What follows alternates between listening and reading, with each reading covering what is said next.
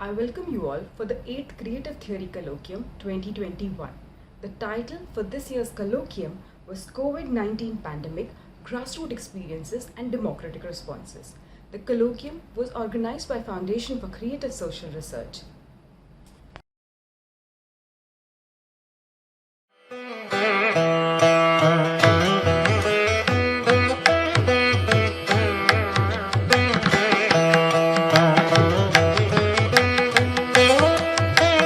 I welcome you all again to the 8th edition of Creative Theory Colloquium 2021.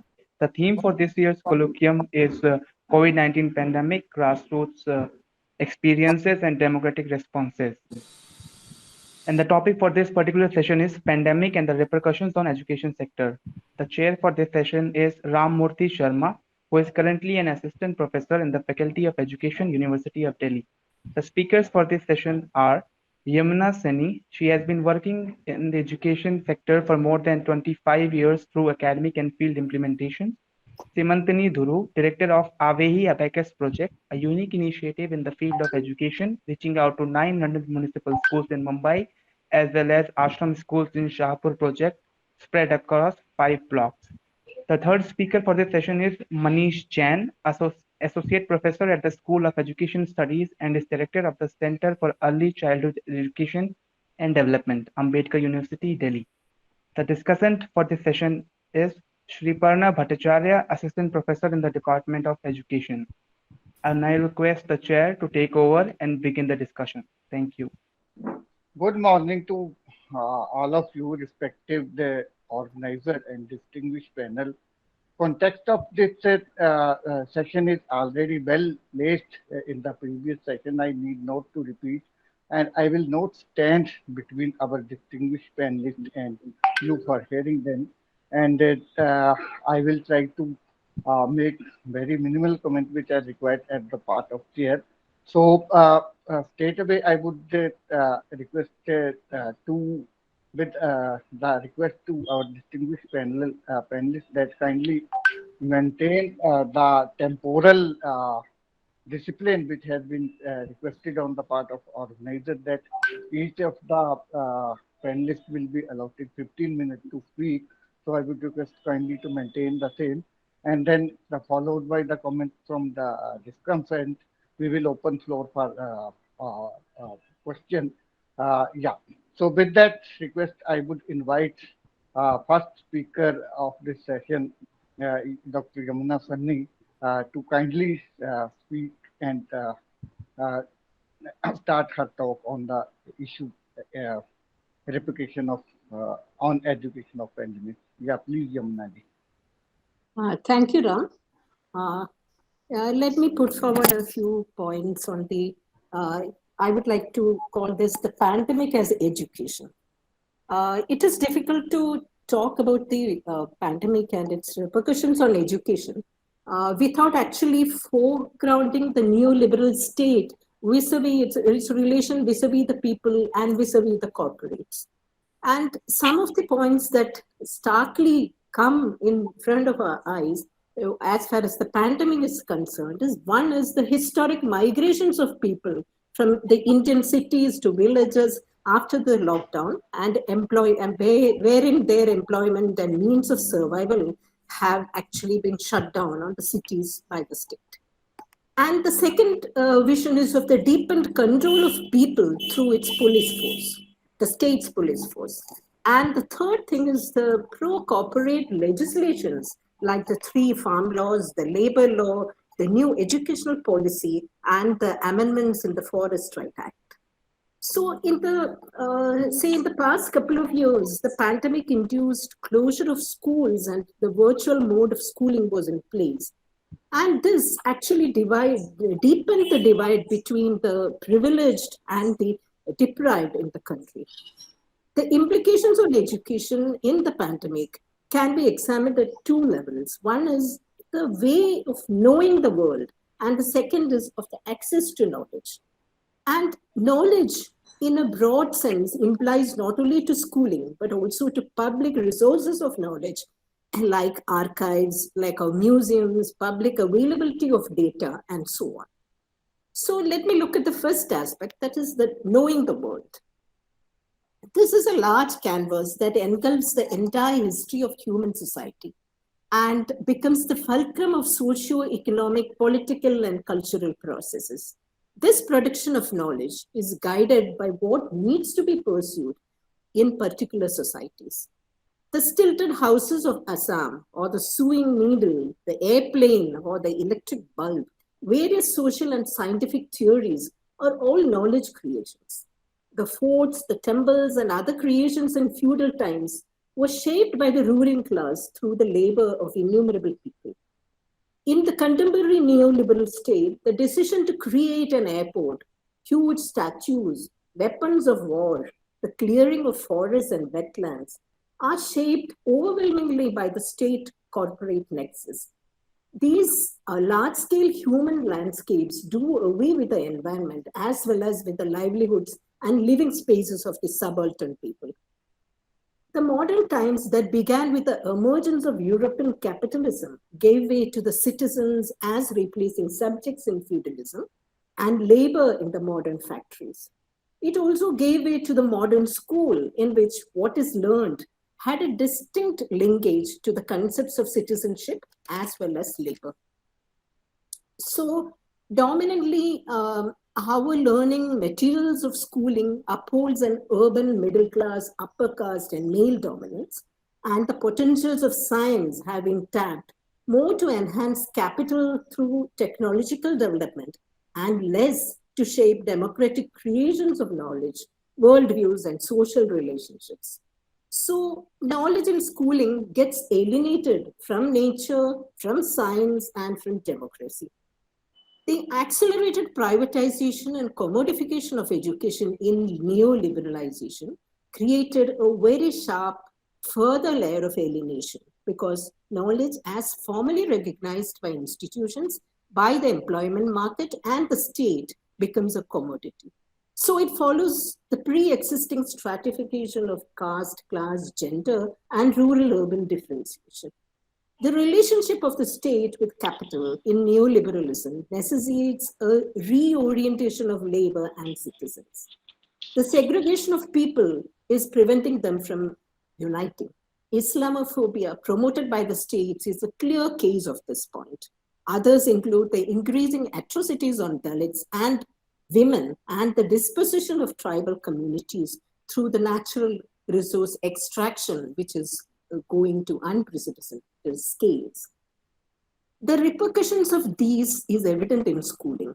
The curriculum, pedagogy, textbooks all go through changes. Censorships emerges on what is taught, like the recent changes in NCERT books and the scrapping of content from the Delhi University curricula in contemporary times, as some examples. The legitimate knowledge becomes alienated away from the people in a modern democracy and away from the Constitution of India that is supposed to act as a torchbearer between the people and the state. And recently, if you look at the Education Policy 2020, this strongly carves and promotes a dual idea of citizenship. One, as future labor of the vocational path, and two, as global citizen labor. The ideas of Kothari Commission of common schooling had been eroding, and with NEP 2020, the progressive possibilities of the modern school as a site of changing traditional inequalities takes a step backwards. And the second point is the lack of public availability of crucial data, and this has serious implications. For instance, the monsoon session of the Indian Parliament reveals that very crucial issues pertaining to the pandemic, to people's struggles, their deaths, and the state's atrocity are all, the data is not available to the public and even to those who are working on crucial medical issues of the pandemic. Thirdly, if you look at the environment, there's a clear environment linkage to the pandemic. But the increasing clearing of forests and other habitats during the pandemic, as well as the lack of any rethinking on the relationship with the environment, being absent in National Education Policy 2020, show that there is no effort to solve the problems at any level. And now let me look at the second aspect that that is, of accessing knowledge or education. Even prior to the pandemic, livelihoods has been precarious for many people in the country. This has a direct linkage to education. Virtual schooling in the pandemic has taken schooling further out of reach of more people.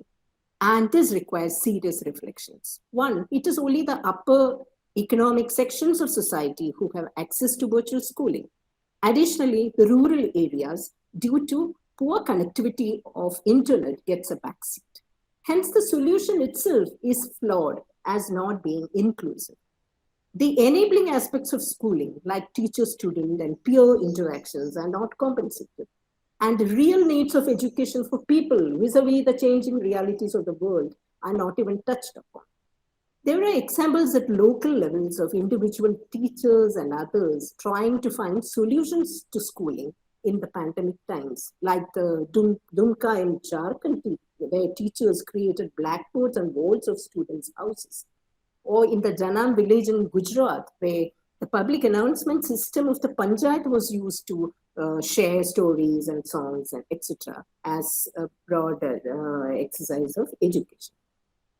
In Chhattisgarh, Mohalla classes were conducted in areas where the COVID cases were not prominent. In Rajasthan, the state and the NGO regularly took and take library books to children. These are some of what is being pointed out through all this is that solutions are sought in the way in which people and the state problematize the situation. Exactly in these times, the Madhya Bharat wing of the Rashtriya Swayamsevak Sangh, the RSS, which is the ideological root of the ruling party BJP, has introduced at least 600 study centers in the villages in Madhya Pradesh to tell children about patriotism and our glorious past. People's right to good education is thus reduced by the Hindutva doctrination. And it is being recalled that COVID-19 pandemic had impacted the urban areas very severely, and in the rural areas, in most cases, life was going on as usual, especially in the first phase. The decision to shut down schools could have been done on contextual spatial realities. Jean Perez, economist and visiting professor at the Department of Economics at Ranchi University, notes the closure policy seems to be geared to the interests of urban middle-class children who are safe at home and able to study online, unlike many of their rural counterparts. If the schools were not closed in the rural areas, the government school system could have continued with the midday meals, which could have been a huge relief for children struggling in poverty and malnutrition. According to UNICEF, some 25 million children enrolled in elementary schools across India, and another 28 million children aged 3 to 6 years have been affected by the school closures. And a survey done by Azim Premji Foundation says that there's a massive 92% of children between grade 2 and 6 have lost at least one language ability, and about 82% have lost at least one math ability. The pedagogic and psychological impact of virtual learning is another issue. A lot of actual learning happens through peer interactions and interactions of teachers and students, something that Vygotsky had pointed out as the crucial social relationship of learning. The isolations of virtual learning had done away with this. Technology can be enhancing in bringing interesting learning resources to the classroom for a collective learning enterprise. But in the case of virtual classrooms today, we see an alienation, not only from nature and science, but from the most important social relationships of knowledge. The ability and willingness of the system to rethink in a changed situation in an inclusive manner is that what we actually do not see at all. There's a new urgency to rethink and change our schooling. A very different story unfolds in the sites of struggles of people in the neoliberal times, very well illustrated in the contemporary struggles of farmers against the 3 new farm laws. There's an ambience in which the people, irrespective of age and gender, are increasingly being articulate on the relationship between their lived experiences and the neoliberal state. In a way, these have become sites of education in which people are learning from each other and are utilizing the time and space for discussions, reading, and lending their own voices in collective form to shape a better world. So, in my let me conclude. Like, see, hope can be kindled in painful situations, and like in the present pandemic, and that can happen only through reflections on our own learnings from the pandemic.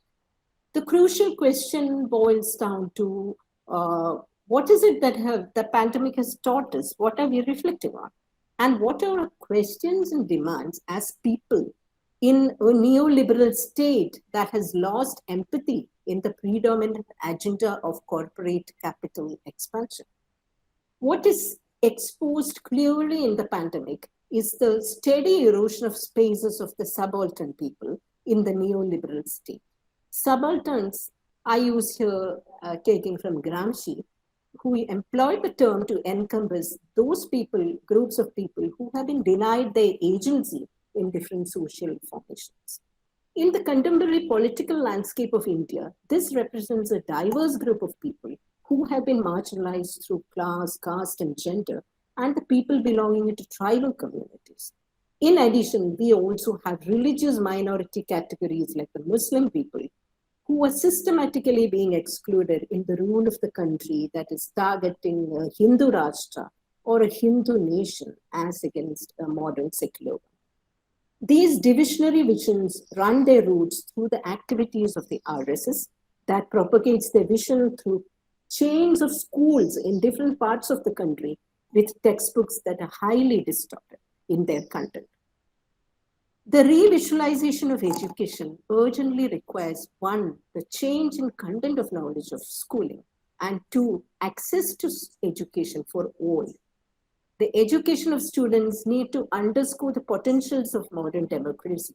They need to move away from biases and exclusionary practices to develop empathy and cooperation as important process in their lives for a socially and environmentally balanced world, in the creation of which they have to hone their skills for solidarity, coexistence, and peace. These are precisely the directions that which we should take ahead from lessons learned from the pandemic that has bared weaknesses of the system and politics in the country. For all those who would like to care to see, these difficult times should flow ahead as reflective times leading to informed actions. And the development of socio-political consciousness today is the major need of the times. One of the main requirements would be a thorough rewriting of the curriculum for schooling to enable students to know the world without the various alienations that are now in place, like the alienations from nature, from self-reflection, from cooperation, from scientific approach, and from empathy. These are some of the most important lessons taught by the pandemic, and we need to respond humanely. We need to engage with all possible educational spaces like youth groups, libraries, discussion forums, political formations that can stand with an inclusive politics, and so on. So, with this, I conclude my talk. Thanks a lot.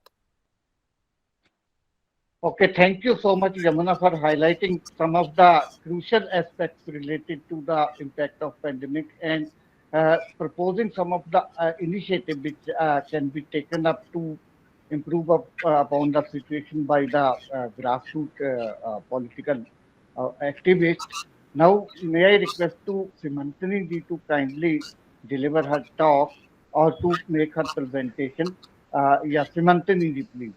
Yeah, so thank you, Dhanyavad, for allowing me to be part of this. There are so many things that Yamuna has already stated. I do not need to repeat those things. I'll only reiterate as I go along.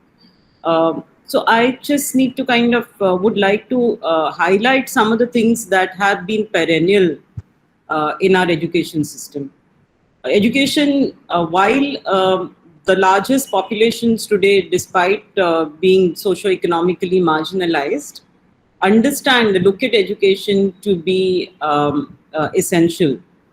Essential, in fact, my experience tells me not merely in terms of it being an economic leverage, but also social leverage. And so, despite seeing since last 3 decades in particular that parents have to personally, economically, and otherwise invest in a child's education without having an assured hope for an economic betterment, still continue to make that choice, and that is a very, very big learning.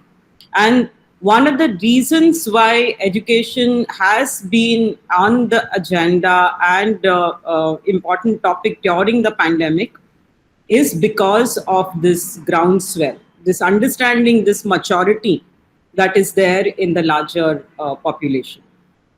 At the same time, there is also a kind of a contrast to this, and that is that structurally and generally in the middle class, education is still seen as a privilege. Particularly higher education is still seen as a privilege. And so there is a break in our perception that we do not see education on the continuum from the age group of 0 to 18, at least to the minimum, as a assured fundamental right that the state is responsible for, and higher education also a fundamental right that makes sense. That school education makes sense only when you reach higher education, because you are in that power of creating new knowledge.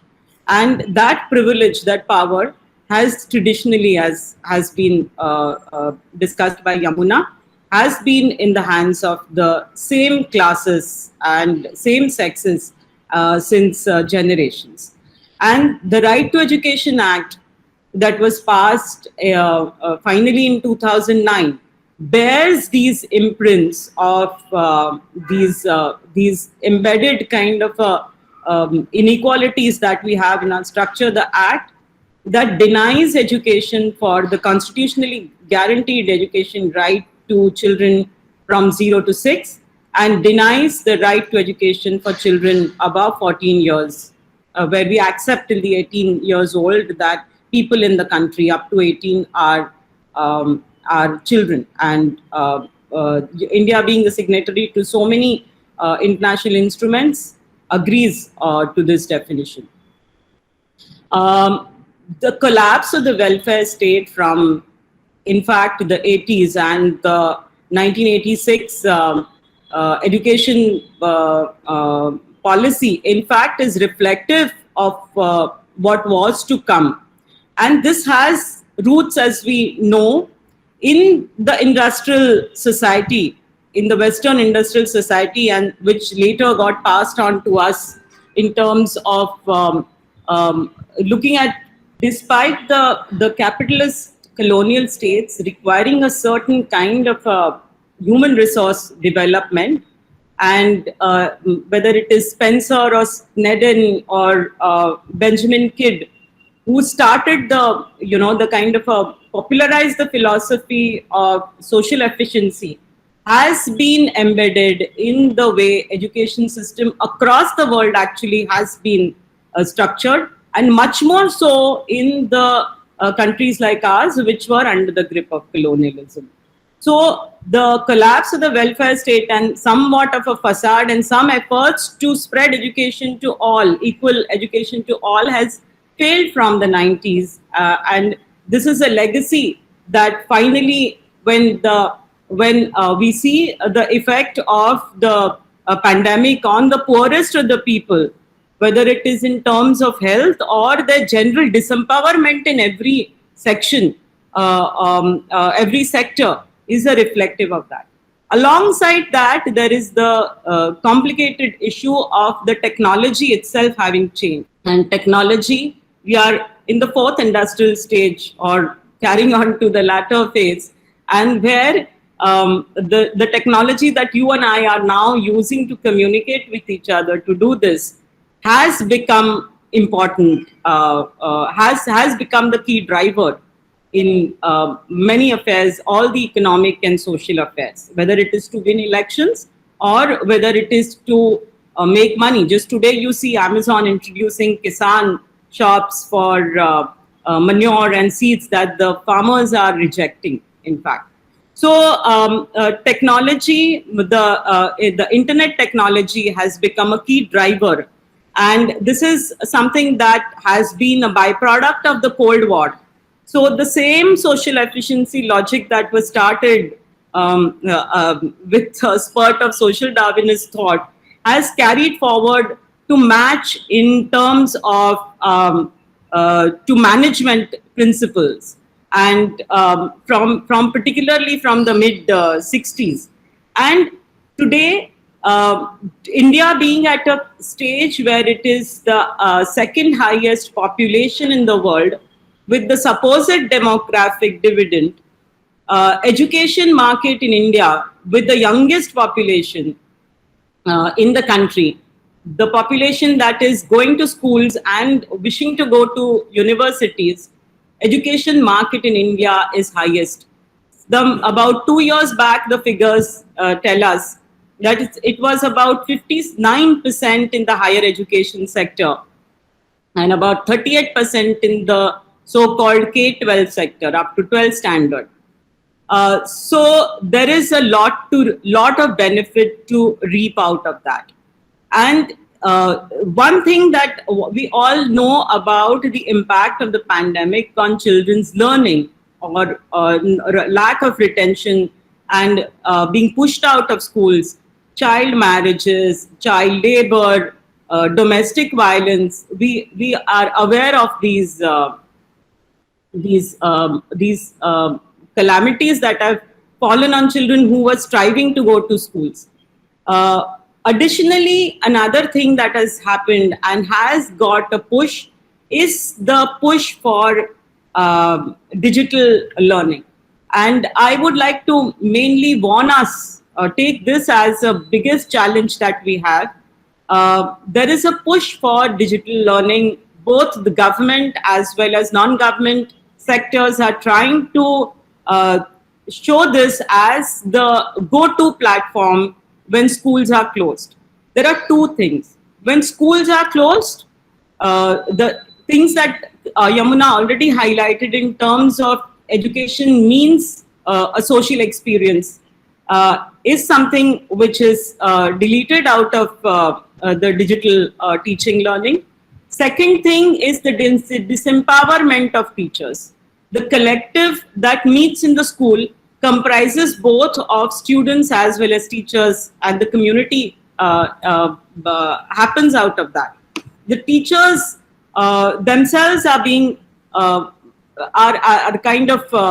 pushed on the way to redundancy. That is one thing out of this. The other thing is that despite privatization, we have roughly about 60% of children still going to municipal schools or Zilla Parishad schools.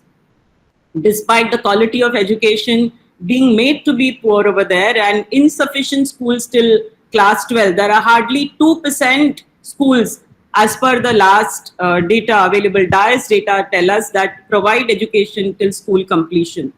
Despite that, this largest number of children go there also because of the other entitlements that the children have. And those are being the midday meal and all the other provisions that the Right to Education Act, however poor the norms may be, guarantees. So those entitlements and privileges are taken away from children by pushing education on digital mode, and the state then is able to spend less, incur less on this, and push learning on digital platform in collaboration, whether with Indian companies like Jio or with multinational, whether it's Cisco or Microsoft or anything else. And so these have repercussions, what I talked about in terms of the impact on learning, impact on teachers' existence itself, and impact on losing the entitlements of children that they are rightfully theirs in the schools themselves. So these are some of the very, very deep, immediate kind of things. There are other important things which are in terms of the ability that allows in the common in a classroom, face-to-face classroom of discussion, of sharing experience, and then that is why the possibilities of understanding the other are taken away, because learning is then only limited to passing on given content, which itself has lacked both rationality and compassion and empathy. So this is something that is becoming even more loud and clear. So these are some of the very, very important issues at hand. Even 2 years ago, when the Oxford Poverty and Human Development Initiative Index was published, it showed that Indian children already are vulnerable. 31% of world's children, poor children, live in India, and 49% of children in our country are poor in various ways. They are multidimensionally poor. And so this is the lot of children who are, as we speak, are becoming younger, coming into puberty, and have to become adults at this age, without the exposure to ideas and experiences that a physical school allows.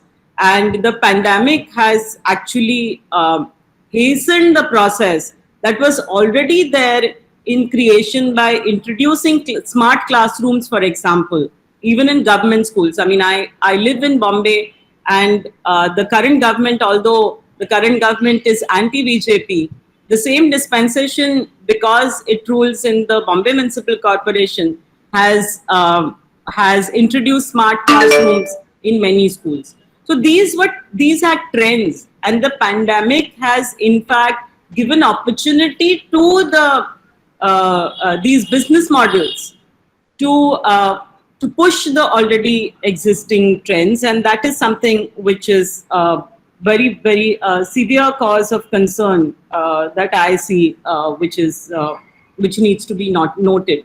And so ultimately, this model of knowledge economy that came up through the social efficiency and management theories during the Cold War in the mid-60s have essentially been actualized.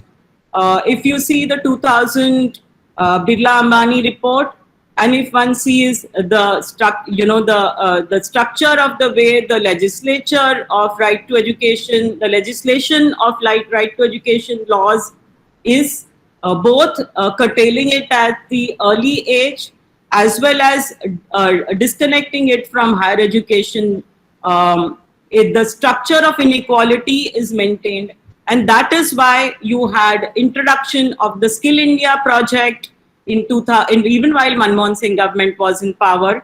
Earlier it was a project. Now it has become a full-fledged ministry after 2014.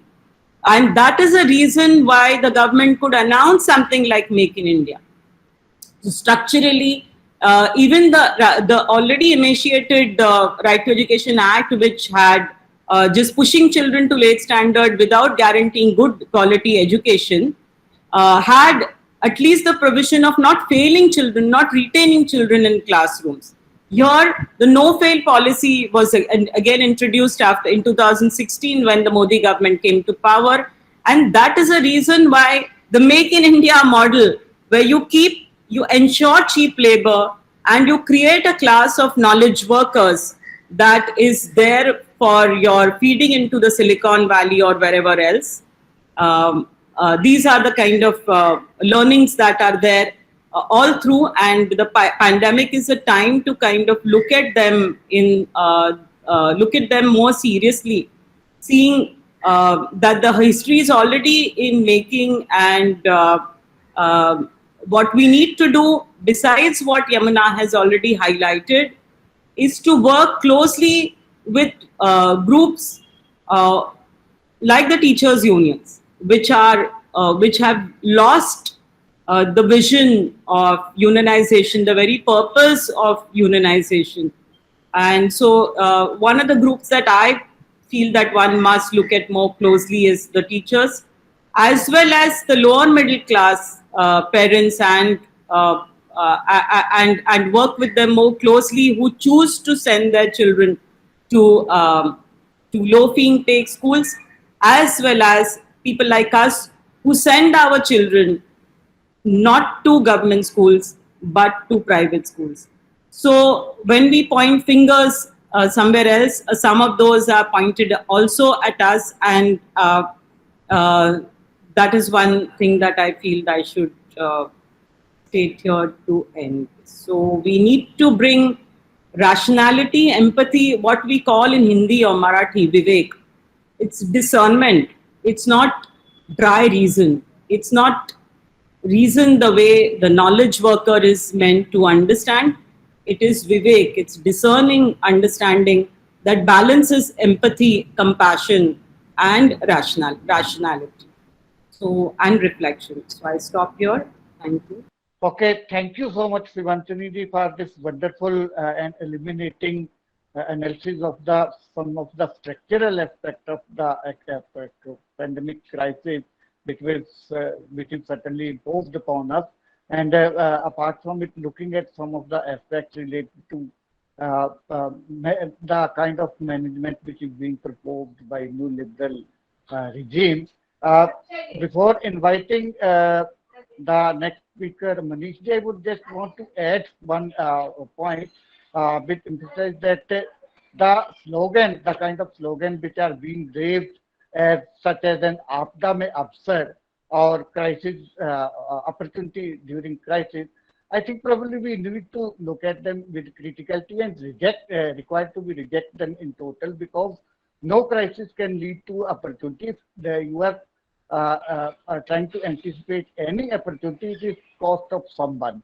And these opportunities which are given to the business entrepreneur, they are given at the cost of common people of the country, which and it's a part of an attempt to manufacturing content for the validation what they are trying to do. So we should critically look at them and respond sharply. Yeah.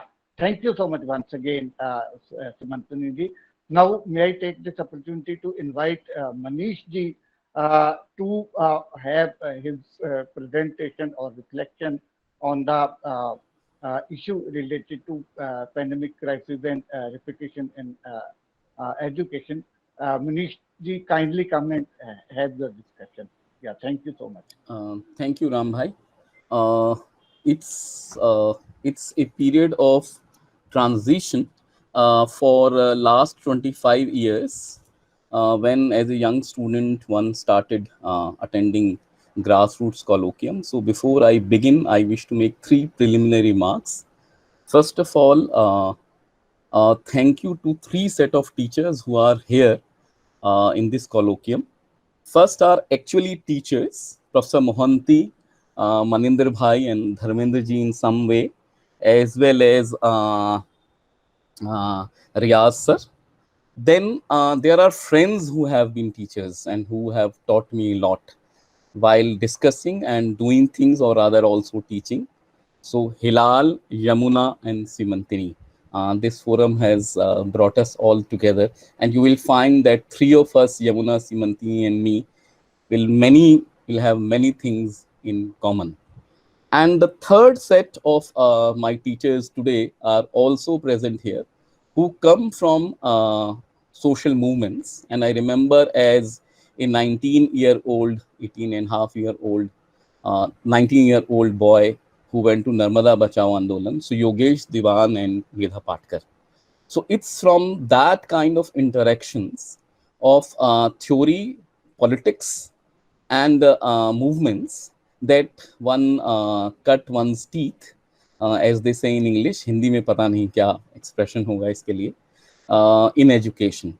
My second remark is thank you to Grassroots Colloquium, because they have always thought of education also as important to question of politics.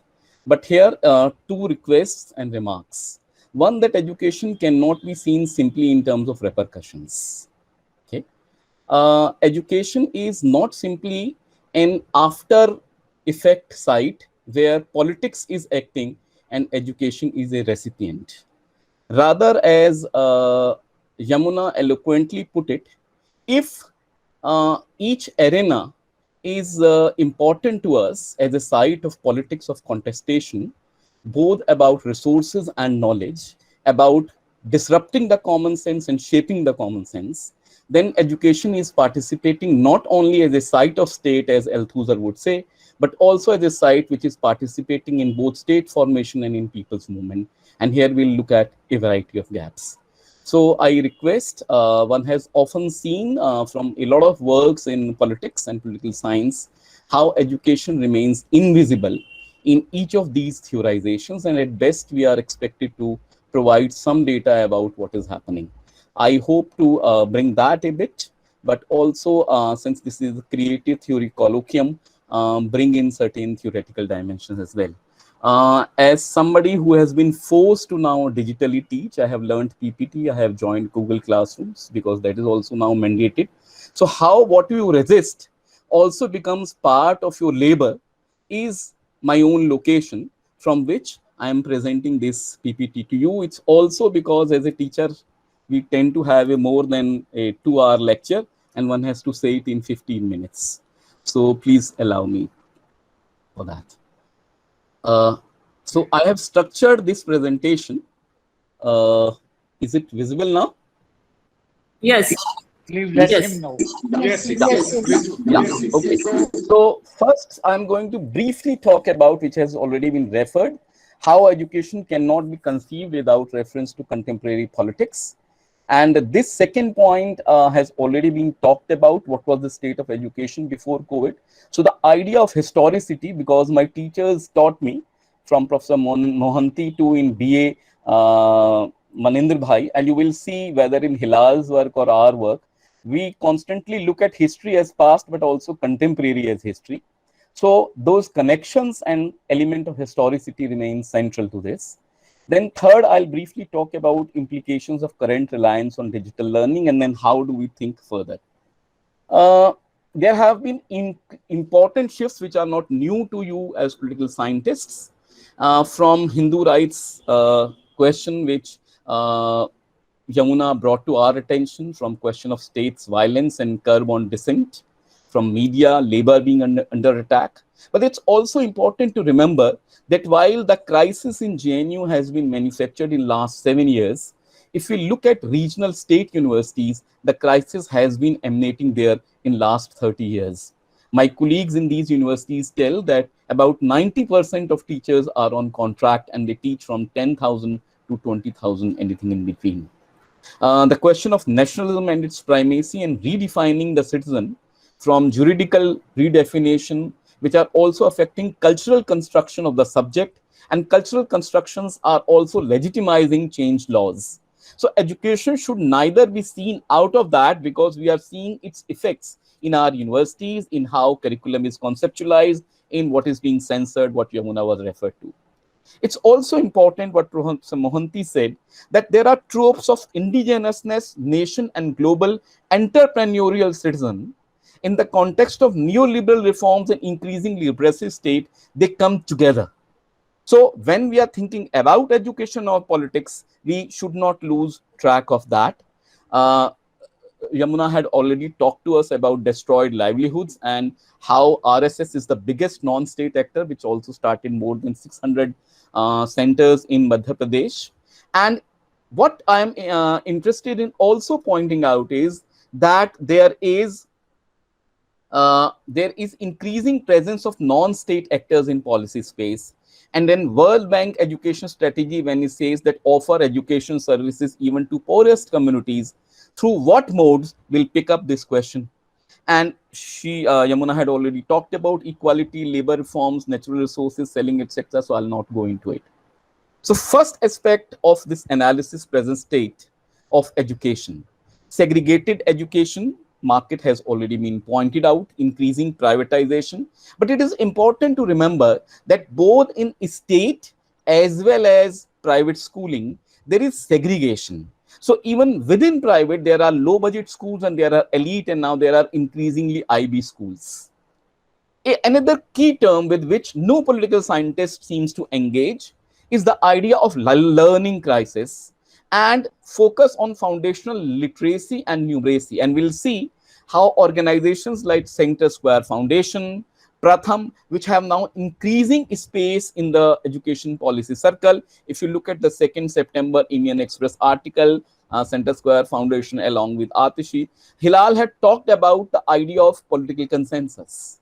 Here, there is a political consensus which Simantini also alluded to, also about that these are the things in which education is to be conceived, and these are the newer discourses and proposals of governance, from new public management to accountability to efficiency to performance to public-private partnership to public philanthropy partnership in national education policy. There has been a consortium of international businesses, research networks, policy advocacy groups, corporate philanthropy in policy, to which in education some people have looked at, but in larger political, this as a site of policy formation, of different networks and actors coming together, of certain knowledge formation through funding being coming together, is not being looked at. So there has also been a shift in the idea of citizen. And pedagogy and social relationships, as Yamuna was talking about, can be conceived in both democratic and authoritarian terms. And it's in that context that when pandemic is going on, new national education policy is coming into being and is being rolled out. Unequal childhoods has already been talked about. Pratham talked about volunteerism. So here I wish to draw on Hilal's formation, and this is a question which remains active before us in left circle in 1990s. I think we need to distinguish between a monolithic character of three formations: A, the state; B, the non-government; and 3, the social movements. Because Simantini Dhuru's Avehi Abacus can also be conceptualized as a non-governmental organization. But if you look at the focus on Kothari Commission, neighborhood school, right to education from all stages, on equality, this is very distinct from how Central Square Foundation or Pratham would look at. Okay, or the that Shala in Pankaj Jain in Gujarat. Okay, so we need to the ideology of volunteerism. Volunteer as a citizen contributing as volunteer to the formation of the state at a time when state is also is receding, is a question which has come up significantly in NEP. So it would be worth thinking about. I'm posing it as a question. Excuse me, sir. Yes. Sorry to interrupt, but your slides are not moving. Oh, I'm sorry. Yes, I think you've put it on slideshow, and that doesn't work actually. Thank you for saying it. Thank you for sharing. I'll put it again. So then who can afford fee? The idea that even middle class or lower fee paying schools parents are not paying. So a key official who wrote in Outlook from a private school termed them as delinquent parents. The question of viability of private schools capital and investment has also come in. There have been studies about how girl students and teachers as gendered identity are facing domestic violence, and they have to perform both roles. All these other aspects are brought in, but I wish to bring in also attention to 2 notifications. One by CBSE, which talked about lockdown as golden opportunity, but for whom? Again, middle class assumptions. And NCRT saying that we should bring positive stories on COVID which focus on innovation, sacrifice, duty, joy, and difficulty. I need not bring out the ideological character of it here. And here, when Hilal was talking about ideology, to think of neoliberalism and privatization, to think of new public management also as an ideology which is encompassing education, will be worth thinking about. So there has been both intensification and legitimization of earlier trends of low state investment, of discourse of online learning and its benefits, with reference to low cost, access, flexibility, own pace, level and time. These are all benefits which are portrayed before us. And similarly, there is increasing de-skilling and reskilling, which I and Ram were just sharing, the discourse of standards, outcomes, accountability, and new public management practices. So you resist it every day, but for your own livelihood, what Marx said, that workers only have two choices, either to die hungry or to be exploited. And in this contractualized labor, or also the precarity of labor, how this plays out will be worth thinking about. So what are the implications of reliance? I'll just take 4 minutes, maybe 2 minutes extra than what was permitted. So there is a narrow conception and focus in digital learning. We need to realize that education is more than learning. Learning is more than assessment, and assessment is more than standardized measurement. But what we are receiving is the fourth standardized measurement being equalized to becoming synonymous to education. It also looks out that how digital divide or private solutions to a public issue is not under debate and how it deepens inequality. Then there is an idea of language of charity, not rights, where CSR will provide cheap free resources.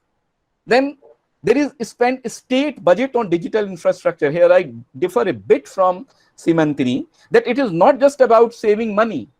By digital, there is also a kind of populism where you do not spend money for library, but for laptops. And at the same time, digital platform also offers an opportunity for state surveillance. It also sets up, Professor Mohanty was talking about contradictions, Savitriji was talking about contradictions. So it also, in a contradictory way, if it is denial for some, it is an opportunity, as Apada mein avsar, Ram was saying, it is an avsar for some. Okay, startups, entrepreneurs. It weakens culture of dialogue and debate in education institutions. It legitimizes disruption because disruption is an opportunity. And the complex relationship between education and technology is something we need to talk about. So how do we think about education now? By bringing grassroots and politics and theory to center. First, we return to basics, but not to basic as foundational literacy and numeracy, but putting vision, aims, purposes of education, reaffirming democracy underpinned by freedom, equality, and justice amidst diversity of cultures, beliefs, and ideas over conformism when dissent is being increasingly criminalized. Second, we need to intensify debate about the idea of teacher and teaching. What does professionalism mean now? Third, we need to understand educational technology also as an ideology, technology in relation to capitalism and the society we live in, and the direction of change. Hilal had talked about social change and transformation, direction of change which is advocated and brought by technology. How it shapes subjectivities, ethos, and relationships in education institutions. Can technology fix structural, systematic issues of broken education? How teachers themselves to construct the meaning of digital learning and own role? And here we may recall how social movements and teachers union, which Semantini was saying, they themselves, the critical one going beyond economism, conceived of education, whether Jeevan Shala during Narmada Bachao Andolan or the schools conceived by Chhattisgarh Mukti Morcha. These conceived of education beyond excess, where politics, knowledge, becoming being, control over knowledge and resources in life was central through democratic processes. And here you may like to look at the work of Lok Shikshak Manch, which is a group of teachers from government schools who have come together, and they often respond a lot on a variety of issues. Thank you very much for this opportunity. Thank you.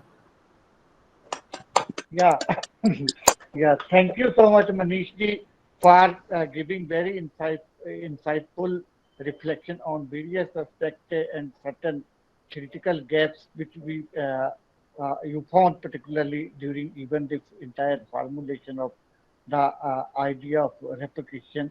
And particularly, I'm thankful to you for contextualizing this entire discussion in the context of the previous section, in which Hilal sir give us basically sort of a launching pad to discuss the entire idea in context of his question, in context to grassroots politics, which are certainly very relevant. So, yeah, we all learned a lot from you at many times, and this was a very illuminating reflection on your part. Thank you once again. Now, I would request our discussant, Sreeparna Bhattacharya ji, to kindly make her comments as part of this discussant. May I invite now you to Thank you. Sreeparna ji to come. Yes, thank you, sir. Thank you so much. So, I don't know what to say exactly. The discussion has been so illuminating, and I was just wondering about the thoughts that have been put in the platform just now.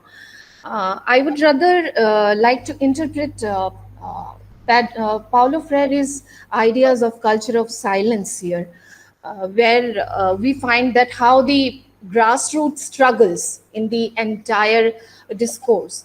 As our first speaker, Yamuna Sunny, very rightly pointed out, or she highlighted, that how this pandemic has been an occasion for passing various important bills, and it has huge repercussions on our lives as citizens.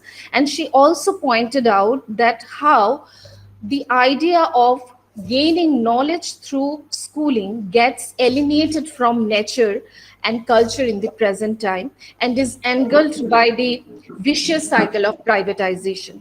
She has also very aptly pointed out how the NEP promotes the idea of dual citizenship. She also highlighted or very pertinently mentioned that the entire schooling during this pandemic has been so very driven towards a kind of pedagogical or technological uh, uh, orientation that is against the idea of social constructivism as being put forward by Vygotsky long back. And she also pointed out that how we need to rethink about the entire field of education, that should be all inclusive, and it should be driven towards building a inclusive society, even the political inclusion as well. Our second speaker, Simantini Dhuru, pointed out to the perennial elements in education, especially in higher education, how still it is the prerogative of the privileged few. And she also pointed out how the Indian education market is a lucrative one globally. And despite having right to education and so many other kinds of policies, we find that in our society, the problem of child labor, child marriage, as well as domestic violence is something that are rising. She also highlighted a very, very pressing issue, that is of the disempowerment of teachers. And that actually I was thinking, as it is as it is the occasion of Teachers Day, that are we really empowered as teachers? Are we really able to do what we are to do for society? Or we are being somehow being shackled, we are now being controlled, or we are somehow under a fear psychosis. Okay, we are under a kind of delusion that actually we need to think. And this has been also she has also highlighted about how the state expenditure on education is declining, and it's starkly declining. That's true. And the present online virtual learning is only delimited to passing of content. This is also, I find, very, very, important, that it's merely the transfer of a kind of content or information where we are not at all trying to, trying to catch up the cognitive abilities. We are now not trying to, at all giving importance to all those kinds of domains in learning that we study in education. And she also pointed about the intention behind the Make in India project, okay, where we are trying to just produce or create knowledge workers who will work in conformity with the system. Our third speaker, Dr. Manish Jain, he has very eloquently expressed the entire narrative by entitling it as Situating Education, COVID-19 and Politics, where he highlighted the presence of non-state actors in policy formulation. This is a very, very important point, because what we found education as a means to strengthen democracy, to strengthen the idea of a welfare state, how the presence of this non-state actors can completely dilute, can completely shift the overall aims of education from what it has been. He also pointed out how there is a segregation in schooling as far as the private schooling, and among them also we have different categories, and that has also become very pronounced nowadays. And above all, he has highlighted about the learning crisis, and I think this is something we need to really think about as stakeholders in education, how we should address this crisis in learning, how we should think about, just think about a system of education which can really accessible to all, which can really work for the development of the individuals, where we don't just become passive listeners, but we become active participants. These are some of the things I think really we have to address right at this moment. And during some of the observation that personally I am having, I would like to put forward here, if chair permits me, that we have been noticing a kind of conflict in higher education, or higher education as a field of knowledge generation or creation is being targeted during the last couple of years. This is something very, very pronounced. And we also find that people, as Yamuna Sunny has pointed out, that how this indigenous culture or tribal culture that is very, very rooted to our soil is the people who are trying to get in touch with them, or they are trying to orient them, they are trying to uplift them, they are being targeted. They are targeted by the system. We have seen many intellectuals are being targeted for their intention or their active participation in the entire process. So it's a very, very important discussion, and I don't know that whether only through this particular theme or a particular session we can discuss about the various issues, important issues that are encompassing education. So this is what is my humble submission. Thank you, sir. Okay, thank you so much, Sreeparna ji, for highlighting some of the key points as part of discussion raised by all the speakers during their presentations. Now, let us open house for discussion and question. I would request to all the participants to kindly try to ask a pointed question so that we can accommodate maximum. And secondly, if you want to make a observation, kindly try to brief on that, because I know all of us can have a lot to say on these issues, and we have a good exposure related to them. So I would request to all of you to kindly have a pointed question if possible, so our speaker can respond on in a proper manner. Yeah, house is open. Thank you so much. Bilal has raised hands. Yeah, Bilalji, please. Yeah, thank you very much. I won't take more than 30 seconds to ask this question. Manish, excellent presentation. I'm really glad the way you reintroduced the idea of education as a specific sphere in order to understand politics.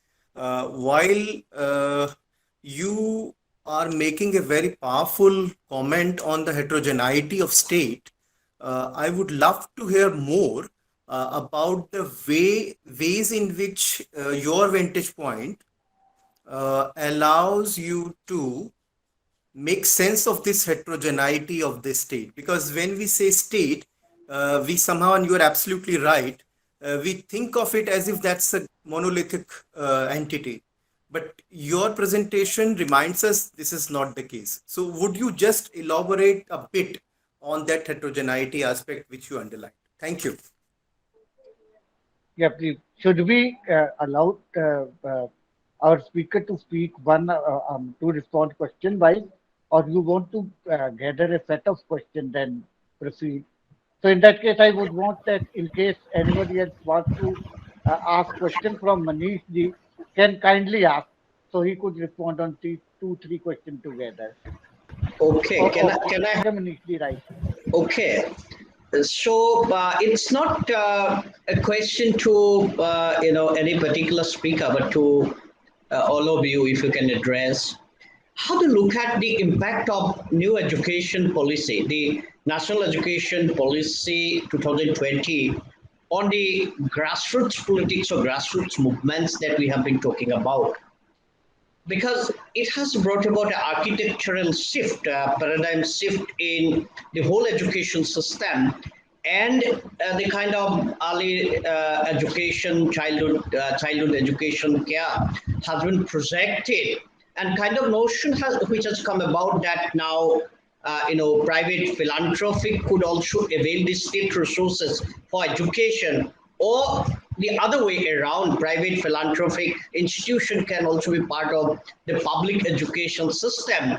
Is it also an attempt to capture the childhood and grassroots by the state forces, in this case, the feudal capitalist or corporate forces, so that any progressive politics become, in a way, impossible in the near future? Yeah, next please. May I ask a question? May I ask a Yeah, question? please. This is Ananta here, Ananta Giri. Sure, sir, sure. Yeah. Yes, thank you Go so ahead. much, Manish, and all friends presenters, and also the discussant. Now, as Manish said, that he also is teaching in the digital mode, and therefore granted the kind of existence of the digital. How do we interact with the digital and make it critical and creative? For example, the very notion of technology, of course, we can look at its ideology, but technical as an aspect of human condition, as suggested by thinkers like Donna Haraway, who talked about the cyborg, and Bruno Latour. Now, how do we embrace the technical in such a way which becomes part of an interconnected, integral human existence? Therefore, what are the kind of critical and creative pedagogical challenges? Now, think of, for example, given the the isolated nature of the digital learning and teaching, in what way, for example, neighborhood groups can be created along with the digital, how the family also can be interacted in such a way that the family becomes a space for social interaction. But what is missing, what I missed also, any reflection on nature education or education about climate change. So how do we integrate these aspects? The wider question is, of course, reference has been made to Paulo Freire, and since many of our friends are from the political spectrum, now education is not only sphere for the political. Education is, since it is a teacher's day, education is a sphere of what is called as Shraddha. So therefore, in terms of our approaches to education, how do we interrogate the primacy of the political that we are used to and make education as a sphere, an interaction between the political and the space of the Shraddha, which means love and affection. And my final query is reference to Lok Sevak, Lok Sikshak Sangha. So if Dr. Jain, you would elaborate a bit, and in this, Lok Sevak Sangha, what are the processes? For example, the question on a teacher's day is, who is going to educate the educators? So what kind of the mutual learning initiatives are being taken? The whole question of self-criticism, and also if the Lok Sikshak is also creating a space for meaningful interaction with students. Thank you. Yeah, okay, next please. May I raise a question? Yeah, please, sure. Yeah, I think Manish, in fact, all three papers were excellent, and including the way Discussant summarized that. My question is to Manish, that pandemic probably has also exposed the total state control on education, either a state or capital control on education. and going to good old Plato, who was very suspicious of this idea, or he was actually suspicious by supporting this idea. So, would you think that this is time to think of citizens' initiative for education?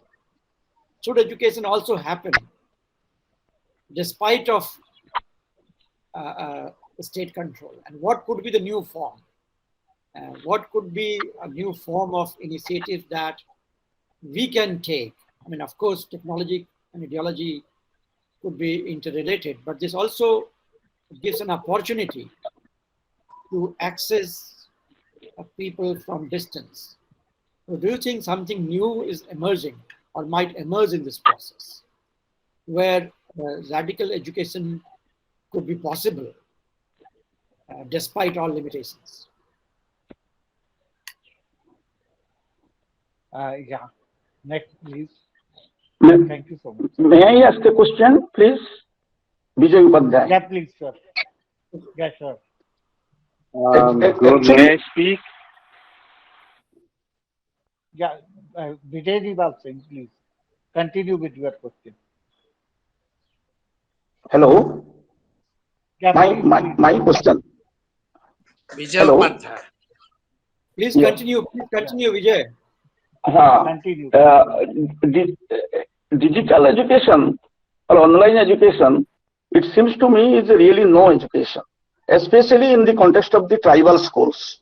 Tribal schools where the tribal students do not have any mobile phones or no network, how can they really get into the online system? This is a question. I think this doesn't bother the state at all. And you must listen to the story where some students have gone for migrated laborship to earn a mobile phone, and 6 of them have died. They have been burned in southern India. So such stories are coming in the papers, and people's interest in education has increased a lot. But at this pandemic period, there is really no meaning in such digital teaching. And especially my direct experiences with a school says that only 2% of the students are able to come into the digital system. So this is a system. First of all, digital education is no education. And whatever small information in the name of education can be given is also not possible in the tribal areas. This situation can only be done away with some other alternate arrangements. And we have to think of those alternate arrangements like group education, creating certain student groups at different places, which are also very difficult to arrange. But in spite of everything, I think that is the only alternative. But this is all. Yeah, thank you so much, sir. I think we have a set of 5 questions till now, so let us also give our speaker some time to respond. Can I think Dharmender ji or Suresh ji guide me how much time we left with in this session? Sir, there are 13 minutes left, and also Ashish sir has a question. Okay, Ashish sir, you can go ahead. Murthy also has a question, so you can take 2 more and then. Yes, sir. Sure. Please. So, yeah, sure. Yeah. So I would request Ashish sir to have first, then Murthy sir. Okay. Yeah. So my question will emerge slightly late. This is an perspective while working for arts in education, arts intervention in education. Now, working in this field, I was constantly faced with tremendous, enormous problems how to make the breakthrough. The problems or bottlenecks that I found are maybe 3, 4, but I mentioned 3 here. So the whole culture is basically monologic. See, there is a teacher and in front there are ignoble students. So the transfer takes place from the teacher to the, so there is no scope of self-generation of knowledge. Aligned to this, attached to this is the problem of alienation. The text is not connected to reality and life. Third, another important thing is that the whole structure is basically, I found that we are giving and you are supposed to take. And this is not only the state problem. This percolates down to any level, even in the family.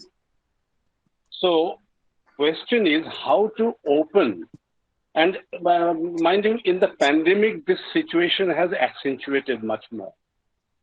This one-way traffic. And writ large, I think it is a problem of citizenship versus subjecthood. The whole entrepreneurship, the whole project seems to be one remains a subject who receives and not a citizen who can initiate. This is in the education system, it's a tremendously problematic so far arts intervention is concerned, because arts wants to give the space. So my question would be, what are the avenues open to creative theory to link this or to make it dialogic, to stop alienation and energize the citizenship, the idea of citizenship within the learners, and how much open space we give. For example, say Bal Bhavan is an excellent idea that was initiated, that beyond the school system, you have an open learning space, and that space is constantly shrinking. Can we initiate measures by which this open space and learning spaces are open beyond schools, beyond monologue, beyond alienation? Thank you. Thank you so much, sir. Yeah, thank you. Excellent session, really. During the pandemic, all the contradictions have become sharper in all sectors. And in education sector, it was one of the sharpest. Whether it is inequality, whether it is elite control, whether it is surveillance, whether it is quantification of technological impact, whether it is maximization of profit, whether it is global, World Bank linkage, and all those. Now, in the midst of all this, because contradictions have become sharper, therefore the alternative forces, and many of you have raised this already, and we have two very important sort of alternative voices from the field, and Manish, the theorist, theorizing on that. Look, much. I think here there is and this is really following both an earlier question and Ashish's question. Can we see, as a part of struggle against the dominant system, including the NEP, can we also find scope for alternative educational practices in the heterogeneity that exists? Remember, I think what Manish was really emphasizing was that we have a long tradition of non-governmental education by the social workers, by patriotic forces, by nationalist forces, by experimental forces. Right now, Jivan Sala or Nai Talim or Santiniketan or in Odisha, the Satyavadi experiment or Malti Davis, Bajrao Chhatravas and Jivan Vidyalaya, and so on.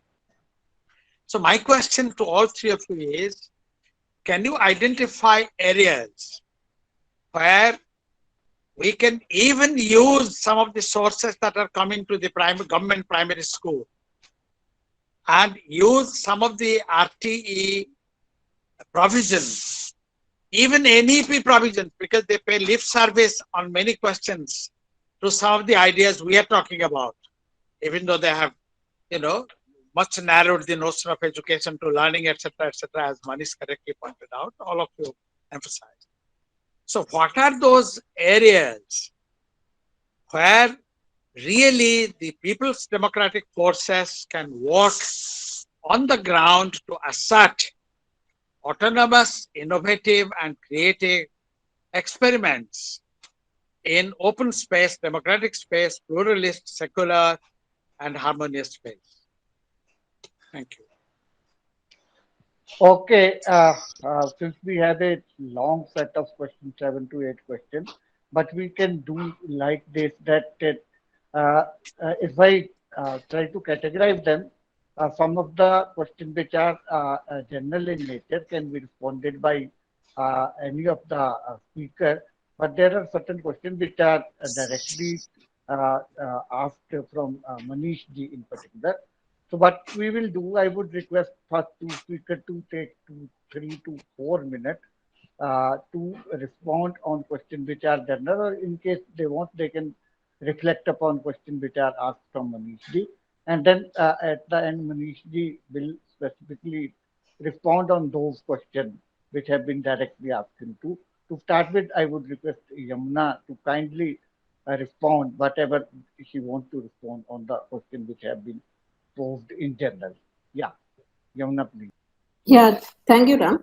Sorry, before she goes, when we used to co-teach, she's our opening batswoman, and we both, even if the questions are directed specifically in the process, one has learned a lot with her.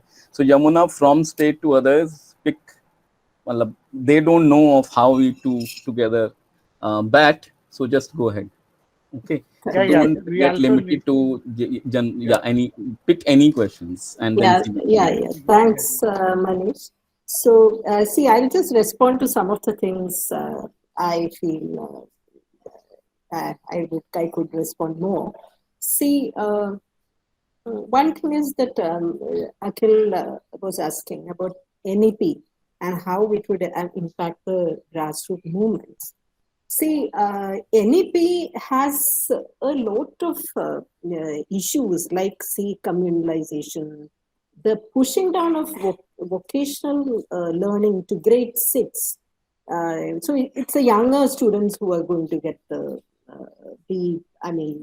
moving into the vocations, and a very sharp glorification of the traditions, and in a very selective way. And you have Sanskrit actually getting a good space in the policy as not only a language, but also as some sort of a life system, and English taking a backstage. But all these have to be read between the lines. And you will, again, that's why when I was speaking, I was just trying to focus on the dual citizenship idea of, whether it is English, obviously, wherever they take English, we know that some people would be pursuing it, and there would be, so there's a two-way of, there are two sorts of citizens that are being seen. So all these put together, and it's actually a document which is like, I would say it's like in neoliberal times, there is a reorientation, reshuffling, and putting in place again, took the Bhadralog back into the, there has been shifts and changes happening due to neoliberalization. So now there's this effort to put back the Bhadralog anyway, back again into the, and of course Hindutva and all that is there. So these sort of changes definitely has an impact on, see, all progressive grassroots movements, as we would like to call it. See, they it's ultimately also a question of exercising with knowledge in a way that people have to be captured into this way towards the right. So there is a deep problem with this new education policy. And Also, see, there's also all the exclusionary practices are being glorified, whether it is the traditions of certain sorts or the Sanskrit or Hindutva aspects. So there is a deep problem there. And then in the second thing is about, someone was mentioning the teachers as Shraddha, affection, and so on. Here I would like to really recall, I mean, many of the people who have worked on education and created theories and praxis, like Paulo Freire. See, Freire had very deeply talked about and written about the hierarchical relationship between teachers and students, which need to be abandoned and replaced by dialogues, replaced by a non-hierarchical situation in which students and teachers can interact freely. And there, it is only there that you can find how the importance of questions can emerge. All the way we are talking of silencing the students, but unless you open up that hierarchical relations and put in place a relationship where questions can be raised and classroom practices can change in that way. So we have to actually abandon the Guru Shiksha Parampara in that way and give way to the open-ended process of democratically looking at knowledge and democratically creating knowledge together. So that is another thing I'd like to. And some of these also have reflections on the questions raised by Ashish Ghosh. And see, and it is I mean, where we are, it obviously means a huge shift. And that shift, I think, will have to be made. And how it has to be made, and I mean, all those questions, because we are actually having to move out of the alienating practices, which have been built across a long time, and it has been deepened by the process of neoliberalism.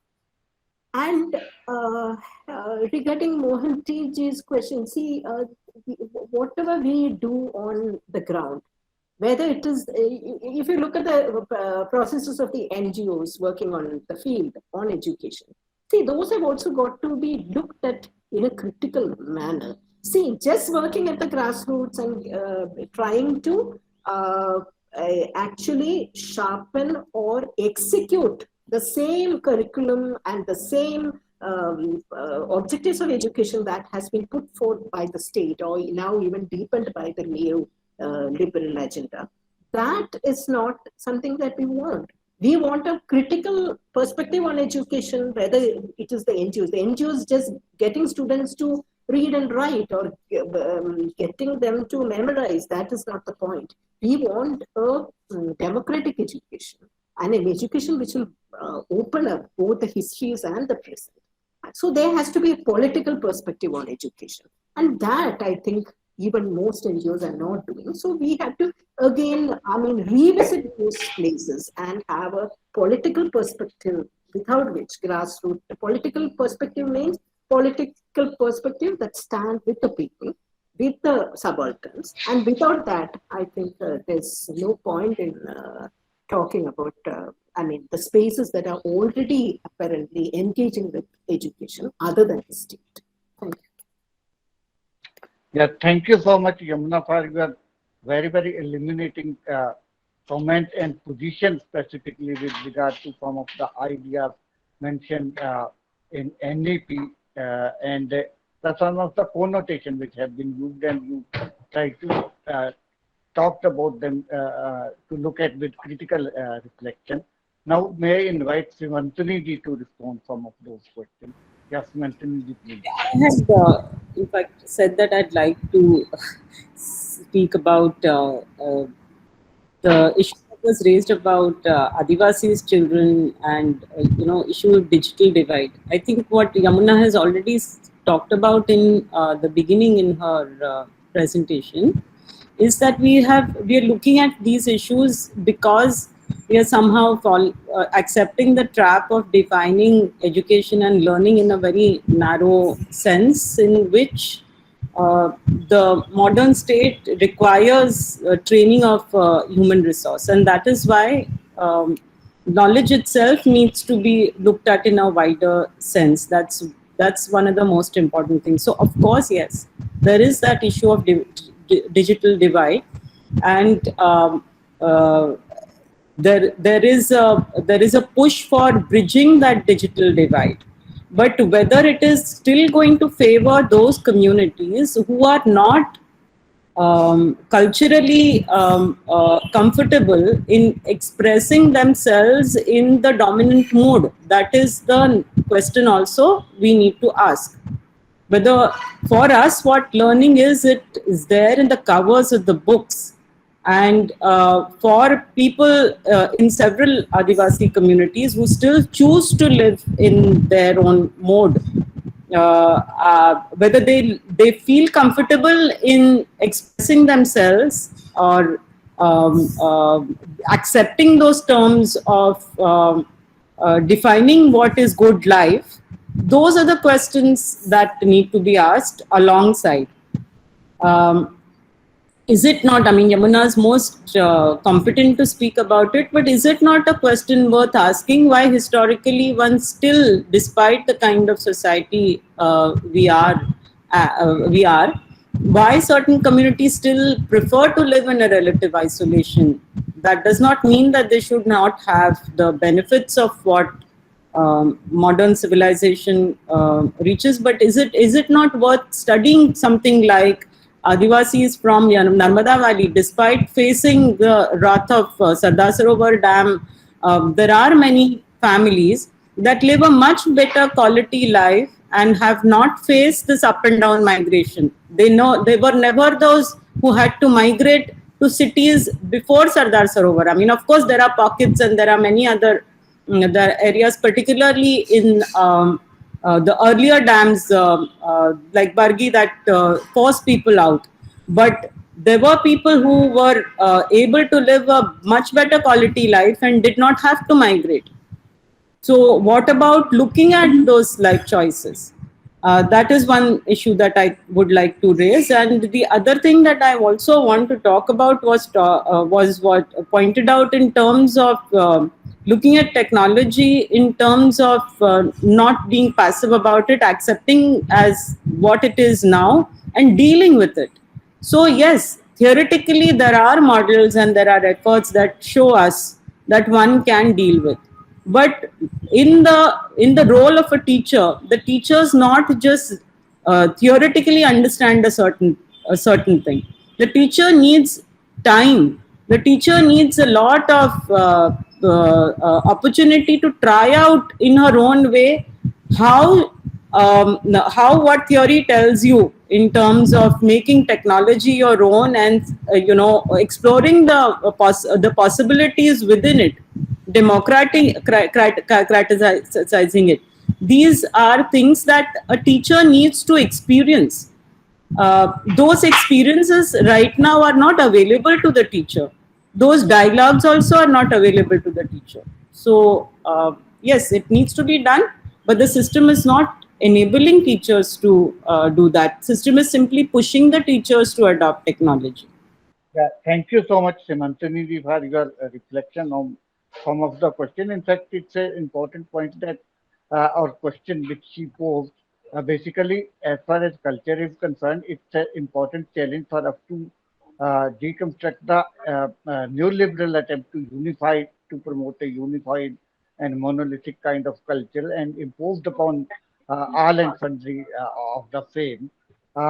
Yeah, so now I would request Manish ji to kindly respond a question which have been posed. Not only those two who have been which are posed to which are asked directly to him, but rather other also. Yeah, Manish ji, Yeah. please. Given that we have already shot the time for the session, nikal jao. And these questions are pretty theoretical. They would require longer conversations, but I'll be brief in my remarks. So first thing, I'll try to first say that whether it is a question by Hilal or Akhilda or Manindra sir, First thing is I want to bring historicity to it. So actually, in the context of all three, I have written a chapter which probably more than 3-4 people may not have read in a book which is around the idea of public, private, and education, a historical overview, where I have tried to argue that how state and non-state and public and private, state almost generally equated to public and non-state equated to private, are not monolithic, and I have tried to examine this from 18th century onwards till recent times, how there have been different formulations, and I draw on political theory, feminism, and history to think through different phases of this. So I'll offer very preliminary remarks for this. One that when I look at state, I look at state in its historicity. One. Second, I look at state in the context of education also at levels, because what is provided by central government, state government, and the local state. Yamuna had mentioned both Zilla Parishad and Simantini had mentioned both Zilla Parishad and municipal schools. So that level in terms of even our conceptualization state should not be lost.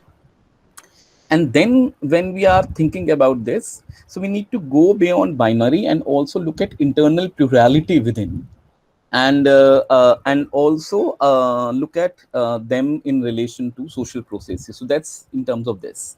Second, that education as an aspect of state also needs to be seen both in terms of provisioning and institutions and regulatory structures which have also emerged, and in the NEP certain new transitions are happening, but also with reference to what goes inside schools.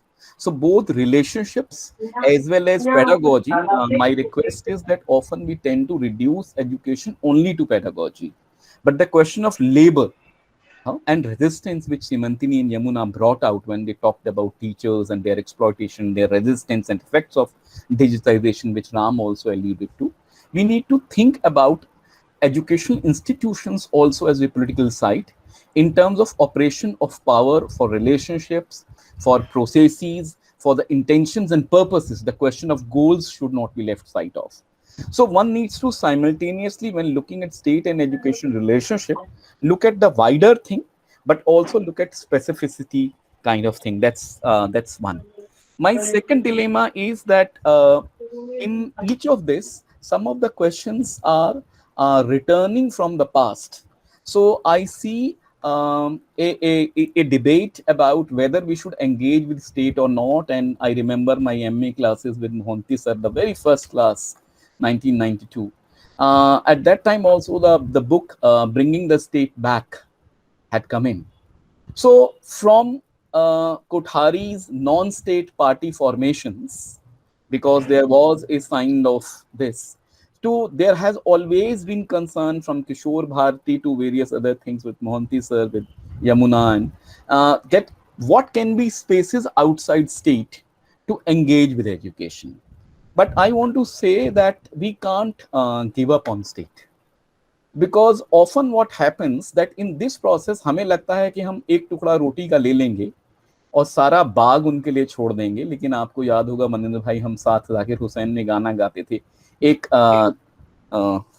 हम मेहनत कश इस दुनिया से जब अपना हिस्सा मांगेंगे, एक बाग नहीं हम सारी दुनिया मांगेंगे। सो हमारा कॉन्सेप्शन जो छोटे छोटे एफर्ट्स हो सकते हैं, हम आरएसएस से भी सीख सकते हैं कि एक छोटी प्रक्रिया बन के बड़ी बनती है, लेकिन पॉलिटिक्स की सेंट्रलिटी उन छोटे के साथ। और मोहंती सर कई बार कहते थे, आज भी आया, that on the one hand Hilal ने बोला था जब, the question of fragmentation but also the question of unity across fragmentation, that is constantly missing, not only with reference to education but elsewhere. That's last thing, because the last two things, even with reference to Akhil Bhai philanthropy, both caste and religious organizations also in colonial India made several ventures in education, if you look at old schools. So that tells us three things. One, that these philanthropy discourses drew on virtues of private individual, which was in liberal theory. Second, they drew on the idea in terms of non-interference of the public or state in the private sphere. Thirdly, there has also been a history of philanthropy which goes beyond ownership, which needs to bring in the question of purposes and also the formation of self, because this private, which was philanthropy by a caste and religious organization and now by corporate, is also shaping the public. So what is this public, and what are the idea of public and public purposes should not be given it in terms of its relationship with state or elsewhere. And similarly, the question of individuation and its absence, not only in terms of lack, as Bhattacharya and etc. would argue, but how the idea of individual has played out in our society, which we are seeing. So if we don't remain on the one hand alive to the antecedents, but also our own historicity, we would miss out on all of that. Last thing, Sanil, you posed the question regarding language. I think it is easy to say only about Hindi, what Hilal was saying. There is also how they have mobilized. So they so far have not been able to enter Kerala significantly from where you come, but you are looking at that mobilization. And in Bengal, when CPM entirely is taken away, and how at various junctures, so how the larger project combines in tribal, in other communities, which we are seeing from late 80s and 1990s. Yamuna and Yogesh have drawn our attention also to MP many a times, would be worth looking at. So I think that, see, on the one hand, they bring the brief question in the North India, but in Northeast, they don't bring that question. So it would be worth thinking about this beyond simply Hindi domination. And these are questions on which will be worth thinking about. Thank you. Yeah, thank you so much, Manish ji, for having very brief but most very, very pertinent observation related to question and comments. In person, I do really agree on your conclusion by and large. To conclude the entire discussion, I would make two, three small comments and then followed by small acknowledgement, which is important on my part to be made. First and foremost, I think that I would simply continue where Manish ji left. Is that when we think about alternative and look at the grassroots initiative of our kind, to whom we call social action group, how consistent, serious, and intensive we are. Even people like Pratap Bhanu Mehta is talking that despite of all kind of shortcoming and total disagreement with RSS in its approach, but the way it is able to sustain itself is a recognizable. And could we make any kind of that establishment as part of social action group, which could counter that kind of formulation, I should say, or establishment? One. And second, I would want to say that probably it happened many times with us that when we talk about social movements, we often talk isolated phenomenon in context to any given aspect, whether it's child labor or education or bondage or anything, whatever we are undertaking. Every constituent of social movement does think that probably whatever it is doing, it's the most important in the world, and none of us is, no other issue is important than that. So probably we need to come out from that kind of lesson. We try to have a relatively wholesome movement or wholesome, what I should say, social action group, which could counter the which could respond unto given issues in entirety. So then probably we can intervene in a better manner, which we are not able to do. And secondly, the Hilal sir, the kind of question he imposed in the beginning, which compel us to look at our own role in a critical manner, it is very important, and probably our intervention should be seen in that light, and we should improve upon that. And that's it, what I want to say as part of summarization is concerned. And before thanking the organizer, I made acknowledgement, which should be done, that I hope Yogesh ji is very much here. In case he is not here, I am saying this in absence here, that Yamuna and Yogesh, both of them have an immense contribution in shaping of my, what I should say, academic life. They were the people while working in Eklavya who exposed me about the various uh, actual occurrences related to socio-political activism, and they apprised us to various social movements. I am really grateful that nowadays we are not able to talk on that regularly on day-to-day basis due to various reasons, but their contribution I cannot forget, and it is really immense. And similarly, the contribution of Manish ji is very, very important for me. The way he guided me to prepare for interview in for the post on which I am working right away. It is due to his guidance that probably I could deal with some of the requirements which are made on that path.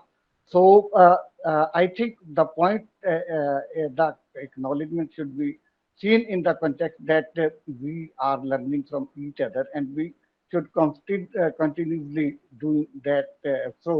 And I really miss those days most when Yogesh ji used to narrate the various stories related to lot of social activists and social activism. And I sincerely wish that may those days come back, then we could discuss the same. So with that, uh, I would end with one share of my friend, Professor Rajesh Mohan, which are for all of us and who are working and thinking seriously about issues pertaining to society. Which is that, and with that, before that, I do really thank particularly all the uh, uh, functionaries of the creative theory group, and especially Dharminder ji who offered me this opportunity, and I'm really learning a lot from him as well. So, yeah, it was great learning for me to chair this session.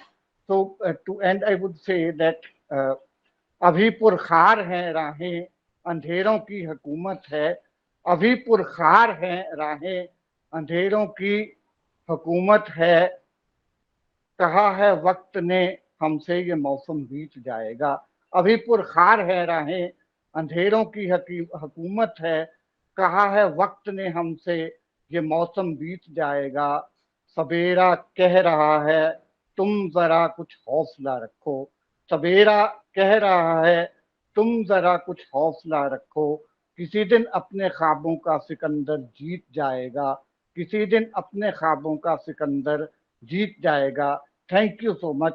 Over to Purvesh ji. Thank you, Professor Ram Murthy, for that excellent poem. And just to end, I would like to thank all the speakers and the discussant for an enlightening session, and Professor Ram Murthy for chairing this session.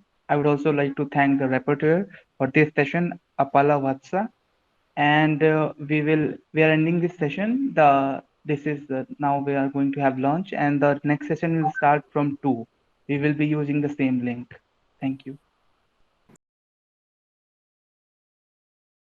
Thank you for watching the video. Do like and share our video. For more seminars and talk, please subscribe to our channel.